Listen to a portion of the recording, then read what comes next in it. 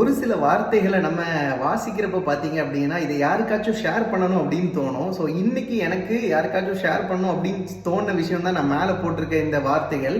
அதுல என்ன சொல்லியிருக்காங்க அப்படின்னு பார்த்தீங்கன்னா, "நீ யோசிச்சு பாரு.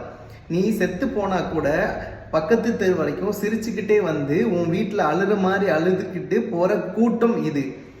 நீ இதுக்காகவா சந்தோஷத்தை விட்டுட்டு சொந்தத்துல 4 பேர் 4 விதமா பேசுவாங்க அப்படின்னு சொல்லிட்டு உன் சந்தோஷத்தை இழந்து போற" அப்படிங்கிற மாதிரி ஒரு வேர்டு. இதை பார்த்த உடனே எனக்கு இதை வந்துட்டு எல்லாருக்கும் ஷேர் பண்ணணும். ஏன்னா இன்னுமே நிறைய பேர் வந்துட்டு இந்த மாதிரி இருக்காங்க. ஒரு 4 பேர் 4 விதமா சொல்லிடுவாங்க. நான் முன்னேறதுக்கான ஒரு ஸ்டெப் எடுத்து வைப்பாங்க.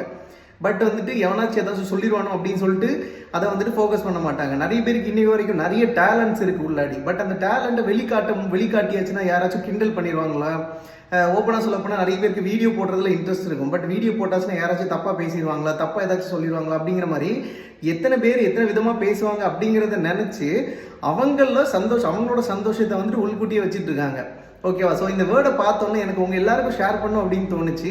ஸோ இதை பார்த்துட்டு இதுக்குள்ளே இந்த வட்டத்துக்குள்ளே நீங்கள் இருந்தீங்க அப்படின்னா கண்டிப்பாக இதை விட்டு வெளியே வந்துருங்க. இல்லை நான் இல்லை, பட் இவன் ஒருத்தன் இந்த வட்டத்துக்குள்ளே இருக்கா அப்படின்னு உங்களுக்கு தோணுச்சு அப்படின்னா இந்த வீடியோ அவனுக்கு ஷேர் பண்ணி விடுங்க. இல்லை நானே இதுக்குள்ளே தான் இருக்கேன் அப்படின்னு தெரிஞ்சிச்சுன்னா ஹார்ட் பை பட்டனை கிளிக் பண்ணிக்கோங்க. மறக்காமல் நம்மளை ஃபாலோ பண்ணிக்கோங்க. நிறைய பேர் வீடியோஸ் பார்க்குறீங்க பட் ஃபாலோ பண்ணாமல் இருக்கீங்க. மறக்காமல் ஃபாலோ பண்ணிவிட்டு ஹார்ட்டை கிளிக் பண்ணிட்டு போங்க.